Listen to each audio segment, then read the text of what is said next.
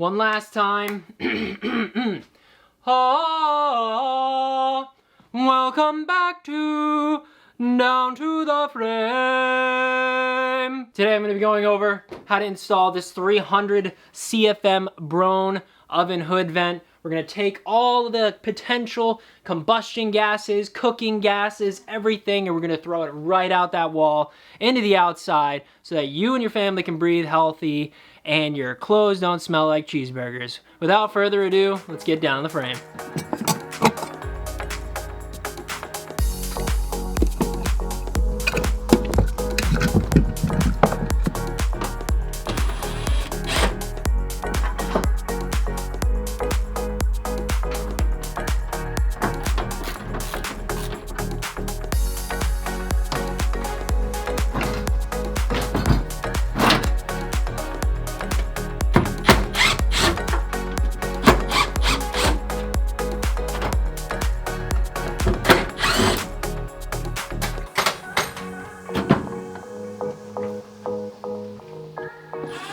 As you can see, the previous people that installed this used some type of block to offset it. We're actually going to use brackets that came with the device. That way it actually is an easy installation is what they call it. And I can do it myself. It has these clips. You kind of push it up and hang it itself. But right now I'm marking out where I need to cut off. And this is actually the bracket that I was talking about. I'm going to put that bracket up. I'm going to mark the holes. And they tell you what size drill bit to use, and you just drill out the holes. Obviously not all the way through, so you have about a 1/2 inch to 5/8, and then you can screw in the brackets.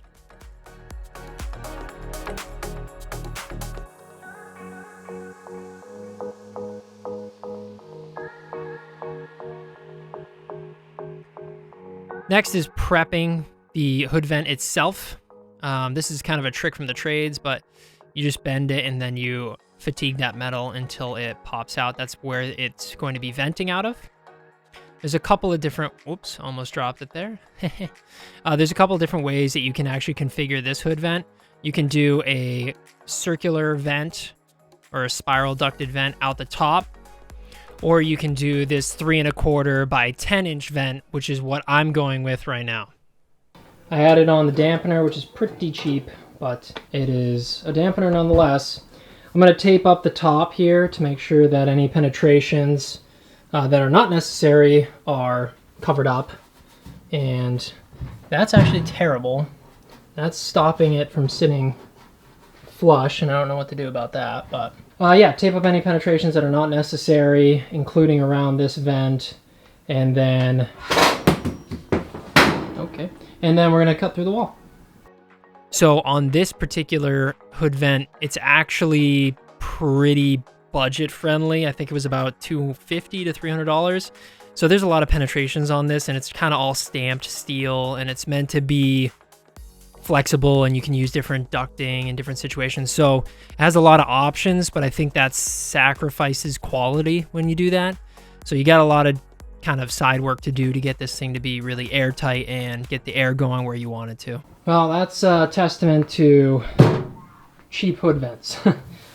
Look at all those holes. Those holes can potentially reduce the amount of air that's being pulled from your stove, meaning you might have to run the fan higher to get your results. So taping up as many seams, and I even taped up around this flange here, will help get the most amount of CFM for the least amount of power. So yeah, that's a good thing to do. All right, next stop is cutting this wall open. I did put the vent up and mark the top here, and it doesn't really line up with what they had gave me for a template. It's a little bit lower. So I'm just going to double check that our vent actually can fit through this opening, and I'll cut the opening to that.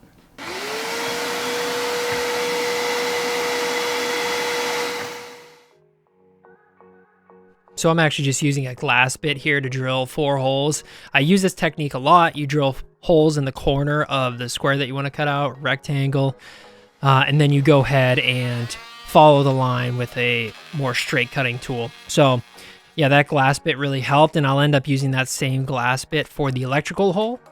And yeah, I just had to cut through this tile, which I don't think that the multi-tool was the right tool for this. I think I should have used like a grinder, but I made it work.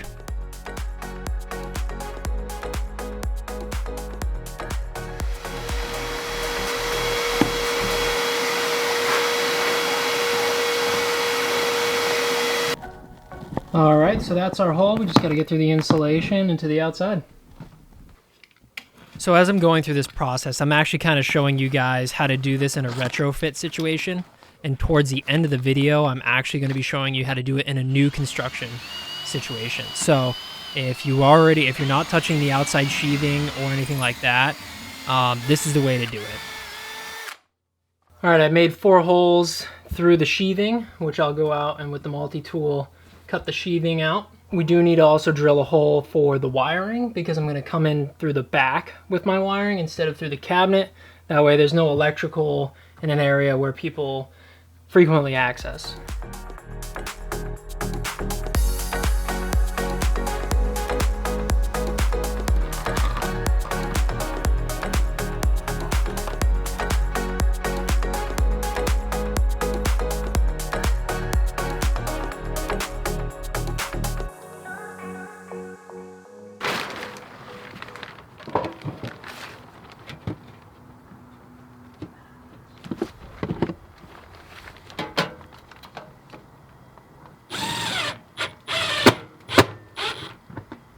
So in case you guys were curious where I got this from luxurymetals.com.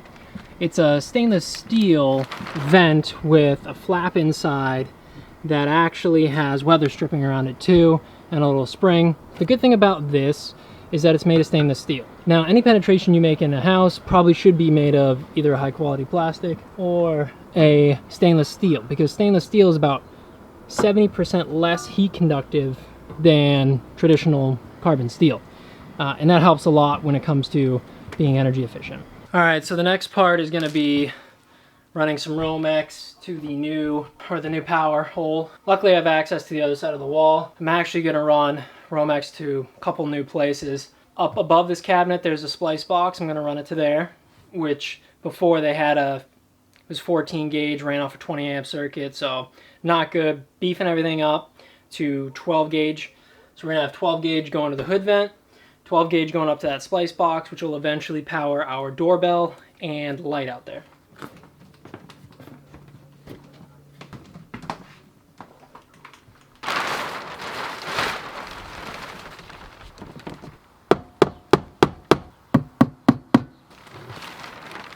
All right, I'm going to replace the 12-2 on top of these cabinets, which I'm going to do off camera, and then we'll start splicing everything together. But actually before that, I'm going to put the hood up just to make sure everything sits good.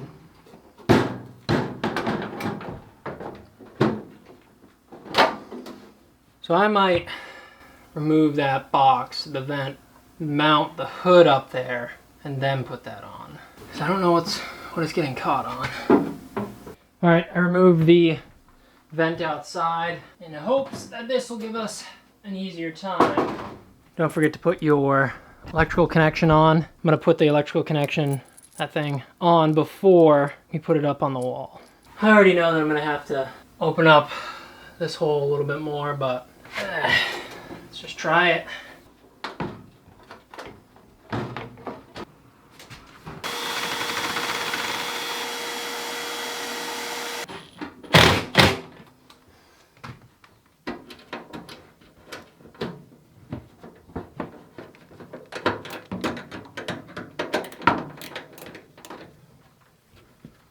So now that I have the vent in there, the dampener works. That's the fan right there. We have our wire coming out of the back of that, going down and into this junction box. Let's just see if we can get our vent cap on.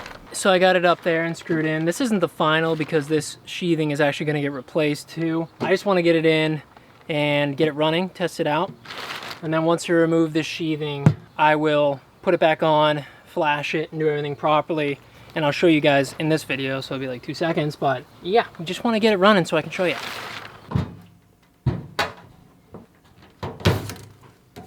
Now we're just doing the wiring connection, and I'm gonna use Wagos for this. I like Wagos for solid wire to twisted wire connections. Find that it's, in my opinion, a little bit better of a connection. Make sure you twist your stranded wire, and I kind of pull as I twist. Boom. Hook that up there. And it looks like for the ground, they want you to wrap around that.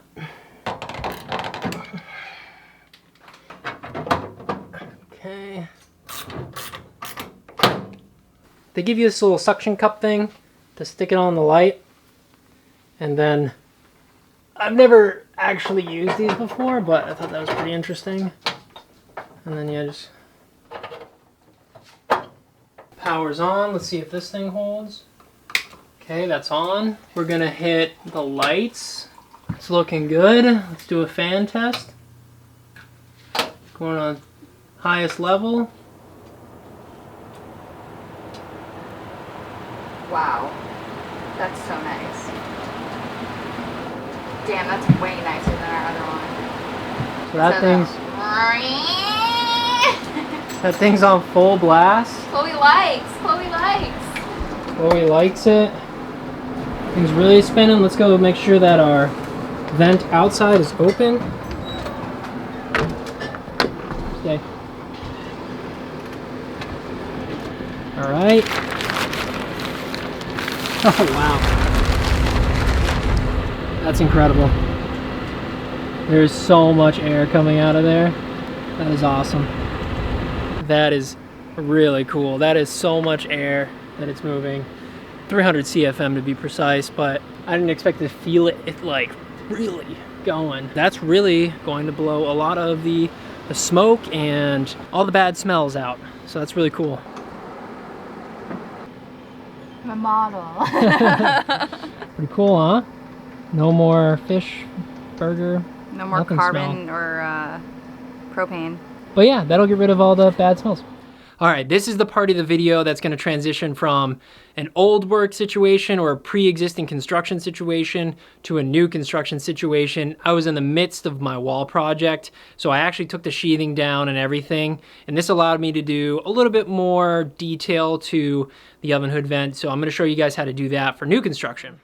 Just got to frame around this thing, and technically I really don't have to frame around it, but I'm going to just for security purposes so that I can secure the new vent to this.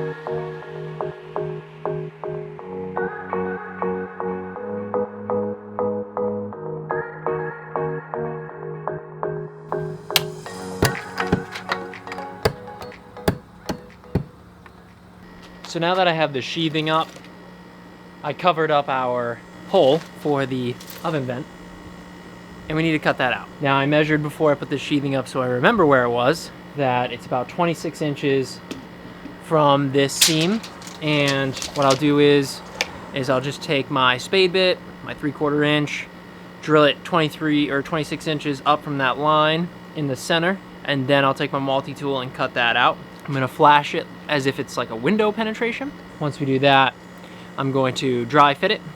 Once it's dry fit and I know everything's sitting properly, I'm gonna put a bead sealant completely around this. I am not going to leave the bottom open for any water drainage because it's gonna air leak too much and the hood range inside is already buttoned up and it's not coming down. So that was really long and verbose. But anyway, we're gonna cut a hole in the sheathing and put the vent in. All right.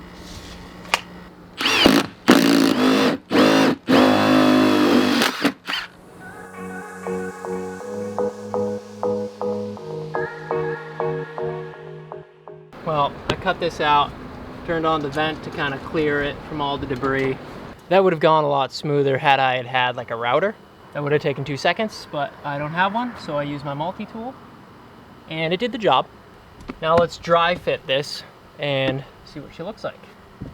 Might even put a couple nails just to keep this nice and tight around it.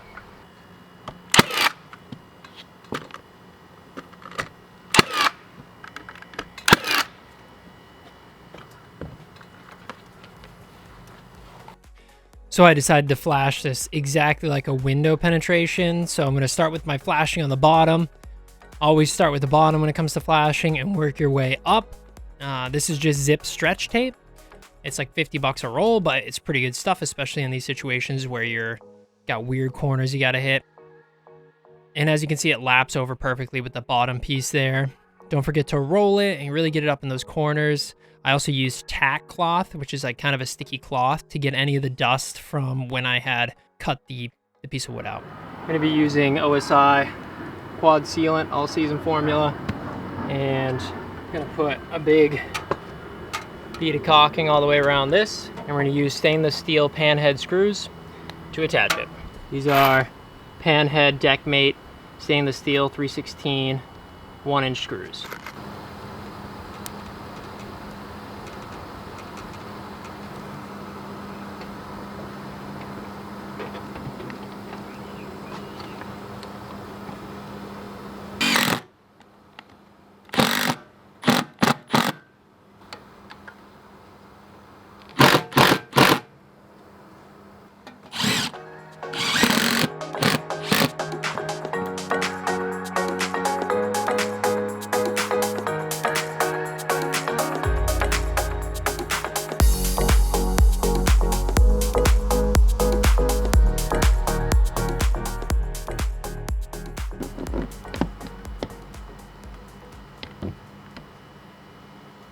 That's how you install a stainless steel 10-inch hood vent.